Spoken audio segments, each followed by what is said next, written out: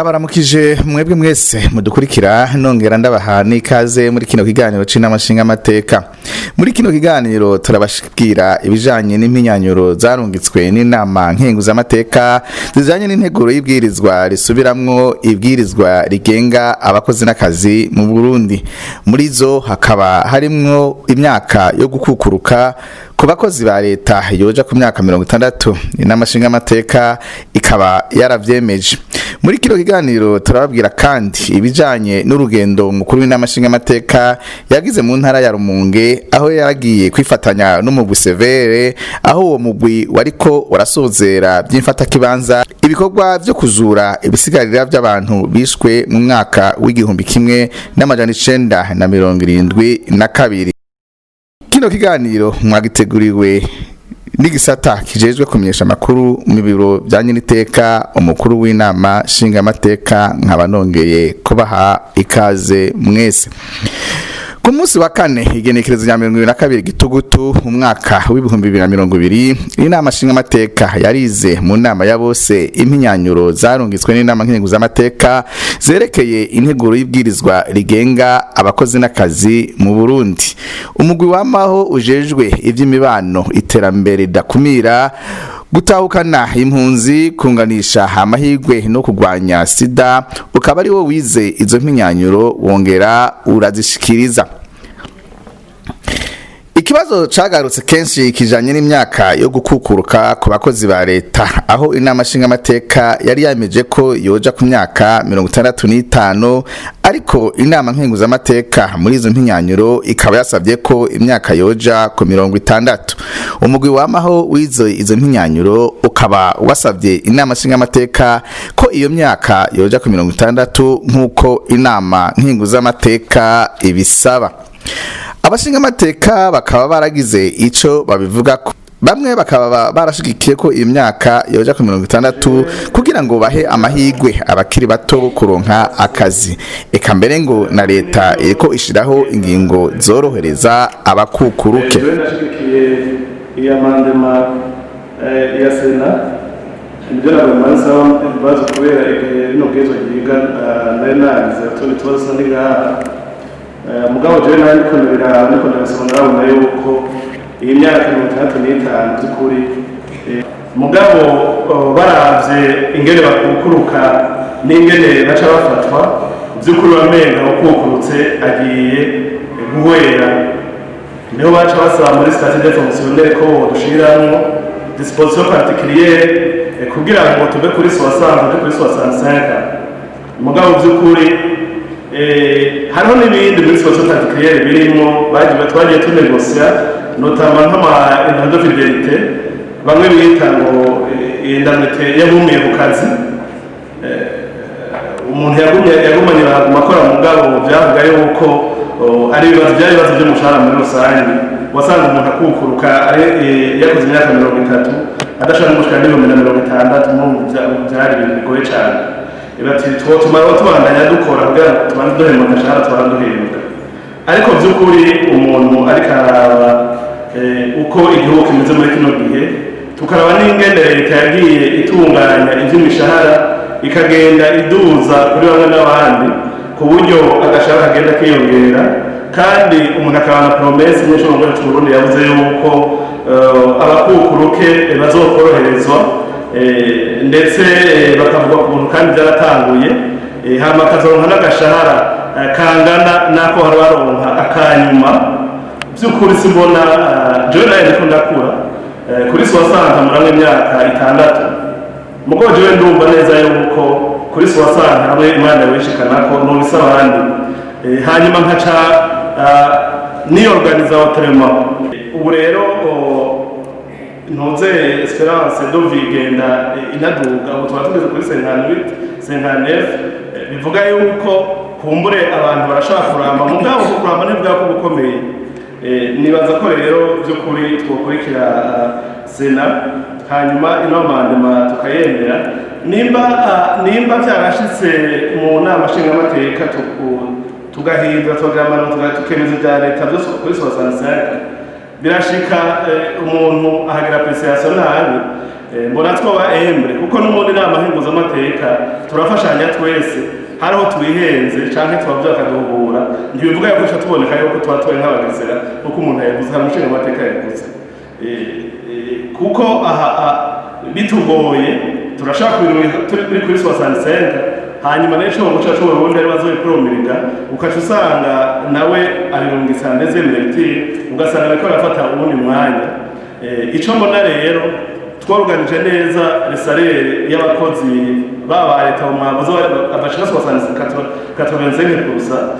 ahubwo nayo ma disposition particulière azotubahinduka kandi birashoboka ahubwo nabo nyene bakabaramene aswasanta kugira ngo abantu baruhuke kandi nuko gwaruka nabo nyene rushobore kuronka akazi uravye n'ibindi bihugu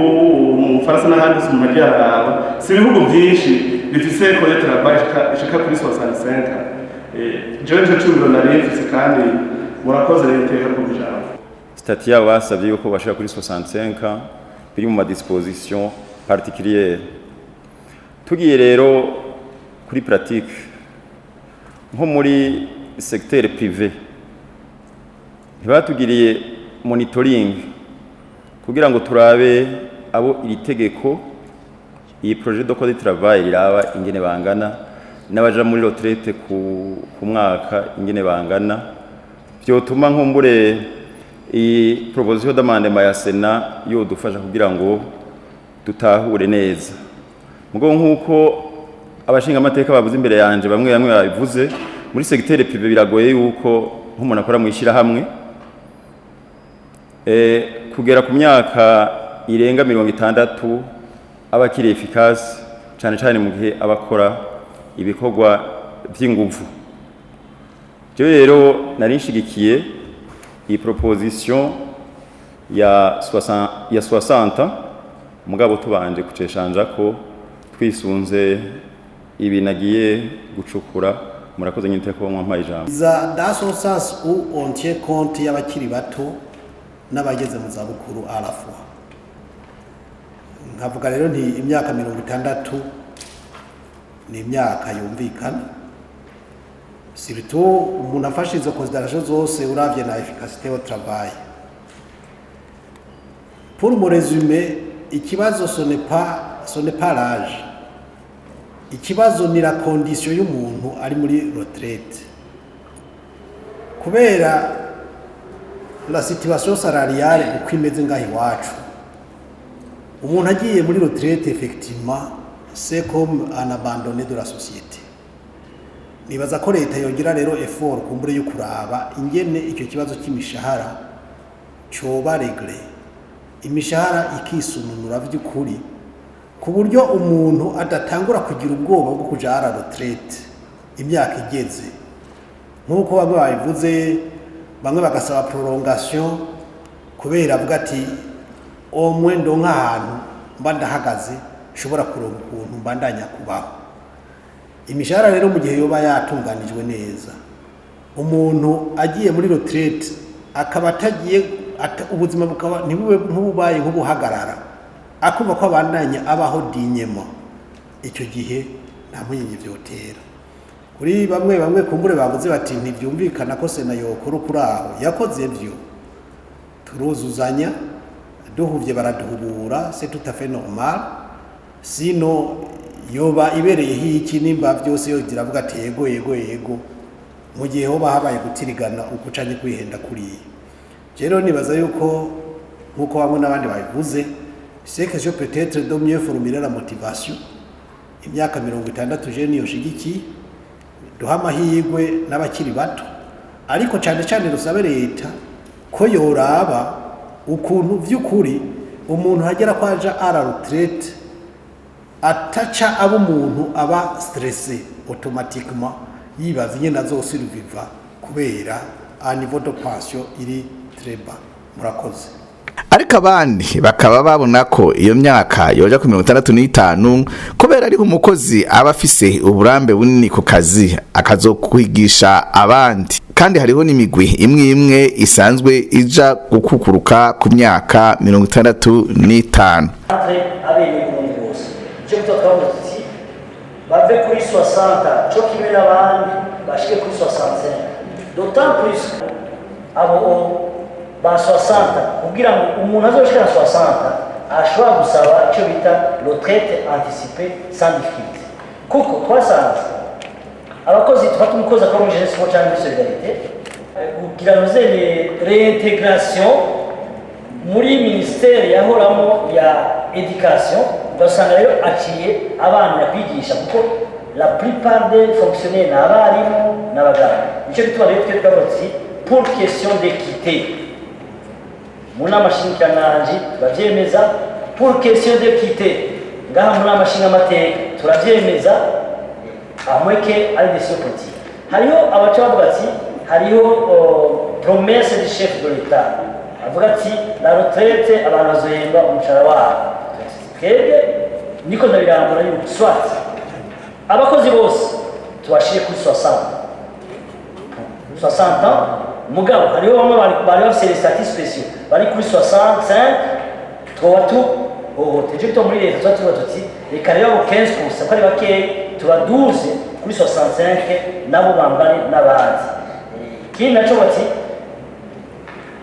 promesse y'umukuru w'igihugu yuko abakukuke bose bazohembwa umushahara uyu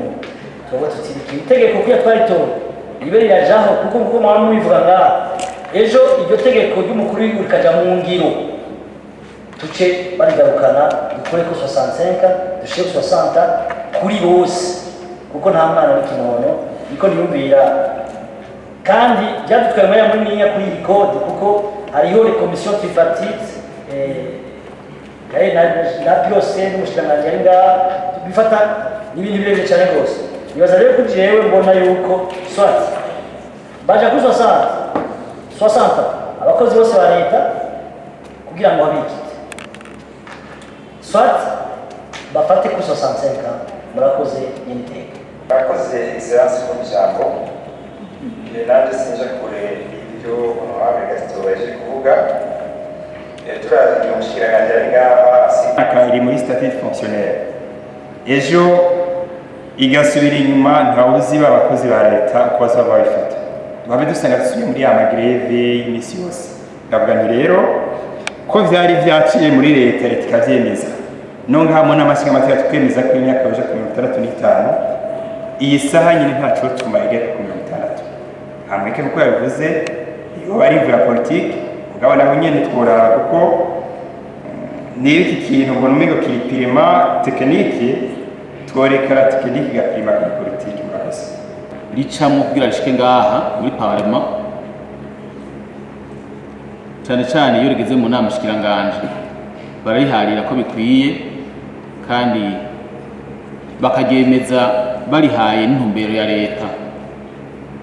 haca nibaza rero ngene leta yahaye intumbero iri bwirizwa hama rigashika ngaha muri komisiyo bakagiga no muri plénière tukagiga kandi n'umushikiranganje akaridefanda tukemeza tukabona yuko bikwiye yuko twoshira kuri 65 hanyuma yagira mu nama nteguzamateka bagaca babihindura ucumengo inzego ziravuguruzanya kiri mvuga nti sinzi mugabo biboneka nabi kuko ubu l'opinion publique twege duciye aho hanze abajene bakatwiruka ko ngo turabagesera dushaka ko baruha akazi abakengutsa amateka ngo nibo bagomba kubavugira murabona yuko ikintu gishobora kujuragiza inzego nkibaza yuko bibaye ngombwa tugira recommandation gouvernement kugira ngo ntibize bisubire murakoze pour que plus de 60 aye s'organiser autrement mugabo kuvuga ngo aye se repose kikaja muri document yacu murambabarira jewe nkumbere ni jewe nkuze mugabo kubakuze bari ngaho mengo nous ne pouvons plus rien abantu de plus de 60 murantu nico nagomba kongera ko kuri ivyo cane cane Olivier Neme yavuze kuri motivation ko twoyihindura murakoze. Umukuru w'inama nshingamateka akaba yarashikirije ikibazo cabonetse kijanye n'abari bamaze gufata amafaranga yo kukukuruka ku myaka 60 ati mbega tubongeye iyo myaka 5 byoca bigenda gute boca babandanya bahembwa kandi baramaze gukukuruka mwebwe ntimurashika cyangwa Imana none wewe wa mutahe na intere babimuhaye kubashakora iki namwe ntimwibaza mugabo parallele wowe bakaguha umutahe na intere asi wa santa cyabyumvikana ko bavuga bati ugifise ingufu jisho ni muri iyo nzira ni muri iyo nzira bavuze bati aha reka tugabe ku myaka 60 kugira ngo noneho ushoboye kurongo umutahe na intere abaciyumvira ibyiza by'ubuzima ashobore noneho kubandanya aho kugira ngo acagenda kurondera kuwera ahubwo arwanze abandanya arondera ingene abaho aha ni kuvuga yuko nkominye byabyumviro bibiri mwavuga muti soixante-cinq soixante icyo ni icyumviro cya mbere icya kabiri gikomeye cyane ni uko igihe umushikiranganji yaza hano hariho ibintu byinshi ikintu gikomeye kitari cyamenyekanye n'igihe ibibwirizwa iyi nteguro y'ibwirizwa icyo muri conseil des ministres ko mwumvise babivuga ibyo bintu ntibari babifitiye icyemezo ariko bimaze kuva hano niho twaza kumva inkuru ikomeye cyane yose ni information ou renseignement yavuga yuko hariho abakozi benshi bamaze gufata aya mahera ya retraite aswasata donc bamaze gufata amahera ya retraite aswasata ikibazo gikomeye cyane ni ukuvuga yuko umwongeye ukavuga yuko ushize aswasata 65 ans donc uwahejeje retraite agacagira au niveau y'igihugu tugahita tumugende tumudefinisa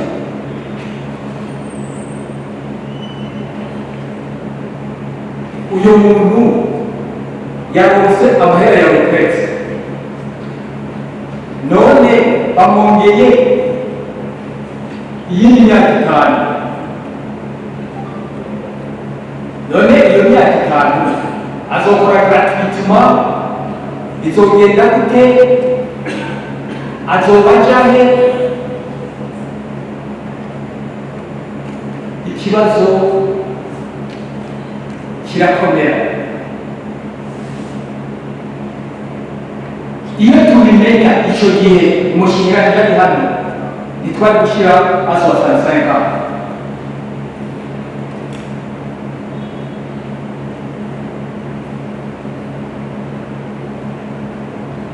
kandi abo bantu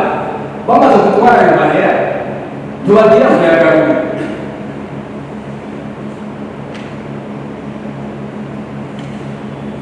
barundi bari barasiye ngo bagiye iyi raison de plus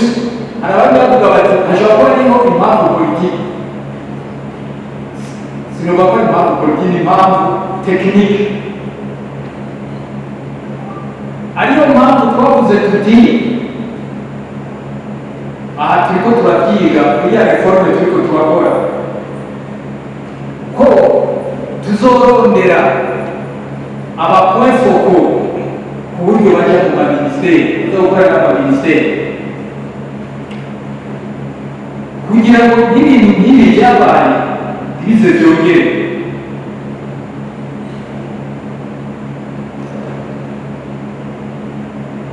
akaba ari nayo mpamvu rero bimaze kumenyekana sena yavuze iti ni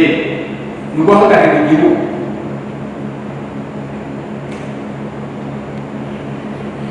kugira ngo aha nababwiye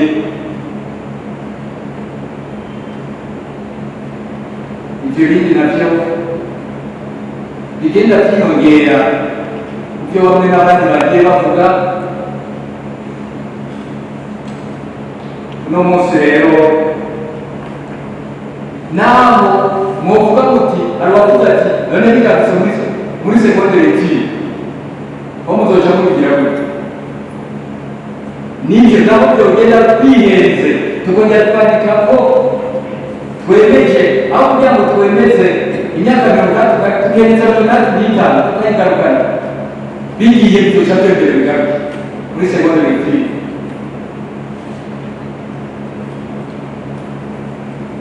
Tutiriwe rero twumvise ama-argument y'amwe n'abandi, ni ibintu bagenda batuna ariko ugasanga n'ibyaha bindi. Nagira rero ngo mujye kuba indi information, nagira noneho kuko uramenya ko dufite ikindi gikorwa. Abashinga amateka bamaze guhanahana ivyiyumviro kuri izo mpinyanyuro z'inama nkenguzamateka, hakaba haciye haba amatora. Abashinga amateka 92 bakaba aribo baciye bemeza ko imyaka yo gukukuruka ija ku 60, 11 barabihakana, 2 ntiyagira ico babivugako.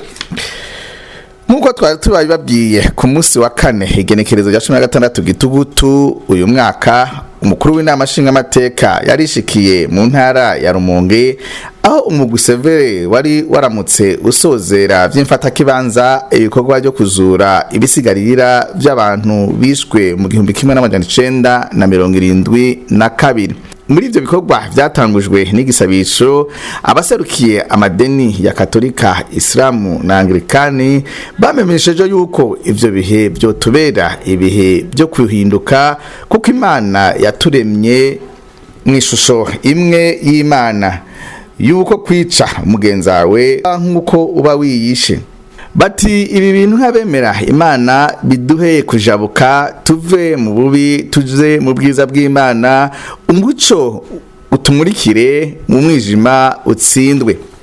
Umukuru w'umugwi Severe amaze gufata ijambo yamenyesheje yuko iyo ntara ya Rumonge na Nyanzarake ifise ivyo itandukaniye ko n'izindi ntara bagiye barazuramwo ibisigarira byo mu mwaka w'1972, kuko mu bice bimwe bimwe aha twovuga nko ku bitaro vya Rumonge habonetse ikinogo kinini abahokorera n'abahagwariye batari bazi.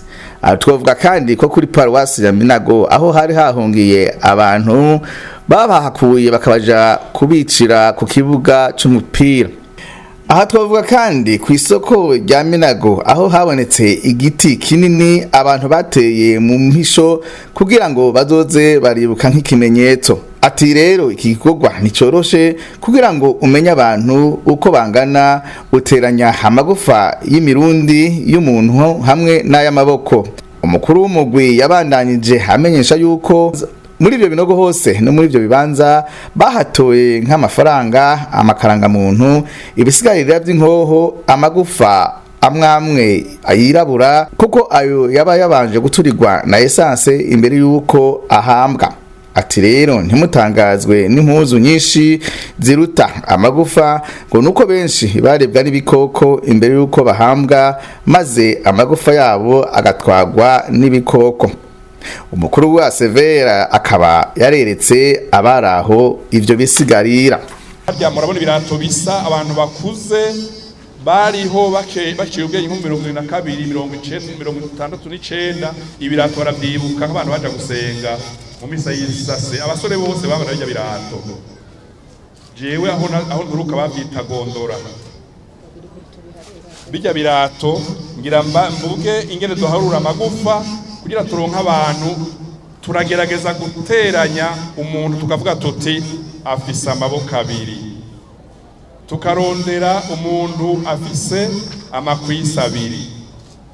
hanyuma ugerageje guteranya ni nkuko wotora amaboko 1000 na karorero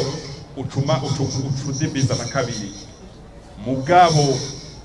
barya abantu bacitse ubunwenwe ni bamwe navuga ba Binyanzarake hafi ya Eglise do Pentecote twatoye vuba. Murabona bari bambaye urudede, hariho n'abari baboshwe n'imigozi hariya hirya, ariko ngaha muri plene ya Nyanzarake Rumonge ubu abantu niyo batanguye kuvuga. Iyinga rya mbere baratinya, kandi batinya kubera iki? Kubera hari abatera ubwoba. Iyinga rya mbere turafurura exhumation, abandi baba bariko barakora audition, kumviriza. Iyinga rya mbere harabaza kuraba abaje gutanga témoignage abaribo. Umukuru w'inama nshingamateka amaze gufata ijambo yabanje kuramutsa abanyarumonge n'abaraho bose, abamesha yuko abarundi tuvuga ururimi rumwe kandi turi abarundi twese, ngo yuko rero atumva icatumye abarundi tumarana. Ati none ikibazo cariho caratora inyishu ngo nuko abarundi bicanye. Ati rero dusabane ikigongwe, kandi ati ndasavye ikigongwe mu izina ry'abarundi n'inzego z'igihugu, kuko ivyo bisigarira biravuga, kandi nta mahoro Burundi bworonka abo bantu bataronse agateka kabo, kanatsinda n'abantu b'Imana baremwe n'Imana, kandi benshi muri abo usanga bapfuye batazi n'ico bazira. Ati karata karanga muntu yabonetse ni kimenyetso yuko bajya abantu bari abantu, kandi yuko bakeneye agateka kuko ababishe barabahemukiye. Ati kandi namwebwe muri uwo mugwi muriko mukora ibikorwa vy'Imana, kuko ntimwari gutora aho abantu bahambwe yataba Imana yuguruye abantu ngo bavuge ukuri kandi barinduke. Ati rero mukingire izo mvuga kuri, kugira ngo byose bija habona kandi Uburundi n'abarundi bakire. Mbe mu 72 agateka kazina muntu nikavugwa. Mbega mu 72 onu siho yari cyangwa ntiyari bwabeho. Mbega arya magufa bijya bisigarira biturega. None twebwe abarundi ni twebwe twenyene tubibona, ko batujya gukora amasatelite hejuru, ivyuma bibona kure cyane kugeza no ku santimetero 50. None hajya nta nigufa rya santimetero 50 ririmo, ku buryo botubwira bati turabona ko hariya hari ibintu bidasanzwe. None ko n'indege ziza mu Burundi, kandi twumvise ko bari hafi no kugira ngo icyo kibazo gitera injiji cy'indege. Nonaho nta n'uribwira ngo avuga ati reka ngende mu Burundi kuraba biriya bintu ko twumva bivugwa. Mugabo icyo twumva ngo ni ugufatira ibihano Burundi ngo kubera agateka kazina muntu, kajya saga nta gateka kazina muntu hariya umuntu yoherako. None nimba agateka kazina muntu uno munsi kavugwa, ariko data gasigaye umengo niho gategeka ibihugu bya Afrika n'ibihugu kumbure bidapanze nkuko banyene gupanga ibihugu babishaka. None ariya magufa yarayinka cyangwa yarayimpene? Naho yoba yinka cyangwa yimpene hari ivyuma ngo bizi kuyapima. None ko bari abantu nta gateka bo bari bafise, ku buryo uno munsi bavuga bati no mu Burundi agateka kahungabanye kuva kera, twisunze ibyo bavuga. None umenga Burundi bwatanguye kubaho vuba cyane. Burundi tuzogira amahoro ari uko n'abariya birya bisigarira nabyo bimenyekanye, banyene birya bisigarira nabo baronswe ako gateka kabo kubahirizwe.